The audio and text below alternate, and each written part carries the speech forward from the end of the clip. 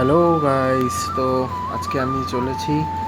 আমার এনটিপিসির এক্সাম পড়েছে দুর্গাপুরে। তো চলো তোমরা দেখতে থাকো কিভাবে কিভাবে যেতে হয়, কোথায় কোথায় থাকতে হয়। অ্যাকচুয়ালি আমার কালকে ফার্স্ট শিফট এক্সাম, তাই আমি একদিন আগেই বেরিয়ে গেছি। তো আমার ট্রেন হচ্ছে শিয়ালদা বালিয়া এক্সপ্রেস। চলো দেখতে থাকো। বালিয়া এক্সপ্রেস সাধারণত নৈহাটি 2 নম্বর প্ল্যাটফর্মে দেয়। তো এখন যাব 2 নম্বর প্ল্যাটফর্মের দিকে। সেখানে গিয়ে অপেক্ষা করি, দেখি কখন ট্রেন আসে। ট্রেনের সময় হচ্ছে দুপুর 2:13 সময়। তো দেখি কখন আসে ট্রেনটি, পরে হয়তো অ্যানাউন্সমেন্ট হবে। ঠিক আছে, দেখতেই পাচ্ছ 13105 শিয়ালদা বালিয়া এক্সপ্রেস, যেটার টিকিট আমি কেটেছি, যেটা আমাদের রেলওয়ে থেকে ট্রাভেল পাস দিয়ে দেয়। তো আমার এখানে স্লিপার সিট বুকিং করা রয়েছে।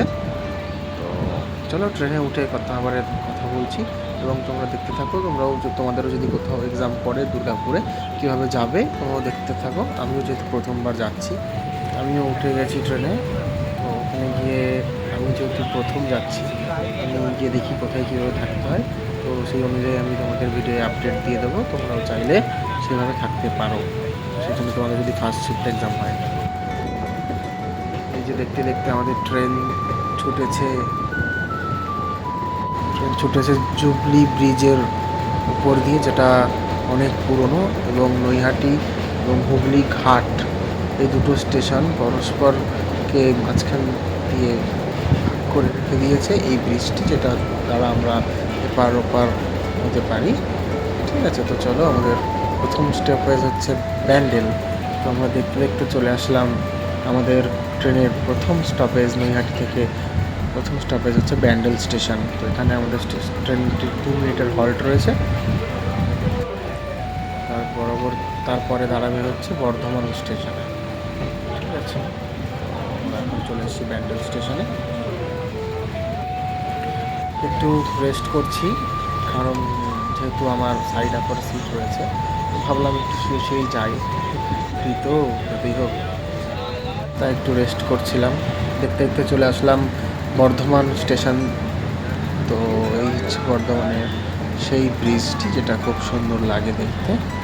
ঠিক আছে, চলো আরও বিভিন্ন আপডেট কী ঘটে আমার সাথে আমি তোমাদের আপডেট দেবো। বর্ধমানের পরে আমি একটু শুয়ে পড়েছিলাম। তো আমি উঠে দেখি আমি দুর্গাপুর ঢুকে গেছি। তো সামনেই আমার ডেস্টিনেশন দুর্গাপুর স্টেশন, যেটা একটা ইন্ডাস্ট্রিয়াল এরিয়া।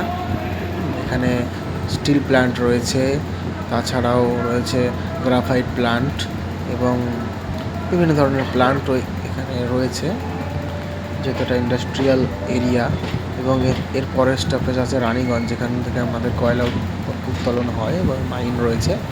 তো চলো, এবার আমার খুব খিদে পেয়েছে। আমি ভাবছি কি এখান থেকে নেমে কিছু খাওয়া দাওয়া করবো। এবার কোথায় গিয়ে খাবো দেখি। আমি যেহেতু নতুন, আমি তো জানি না কোথায় যেতে হবে, তাও জানি না। তো দেখা যাক কী করি। ঠিক আছে, দেখতে থাকো তোমরাও। চাইলে আমি যেখানে যেখানে যাবো সেখানে যেতেই পারো, তোমাদেরও হয়তো সুবিধা হতে পারে। তো দেখি যাই, বাইরে এসে চলে এসেছি, বাইরে দুর্গাপুর স্টেশনের বাইরে।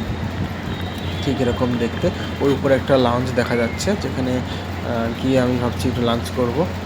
তো এখানে ফুড প্লাজায় এসে লাঞ্চ করলাম। তোমরাও এখানে আসতে পারো দুর্গাপুর স্টেশনের ওপরে। এখানে চিকেন থালি নিয়েছিলাম মাত্র 155 টাকা দিয়ে। এই দেখো, আমি দেখতে দেখতে চলে আসলাম আমাদের যেখানে সেন্টারের পাশেই একটা হোটেল, যার নাম হচ্ছে ধানি লঙ্কা রেস্টুরেন্ট। এই হোটেলে তোমরা থাকতে পারো, একদম ভালো হোটেল।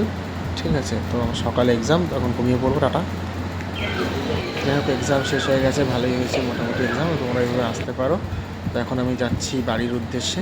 ঠিক আছে, তোমরাও এইভাবে এসে দুর্গাপুরে থাকতে পারো যদি তোমাদের ফার্স্ট শিফট এক্সাম হয়। Thank you, tata, thank you for watching.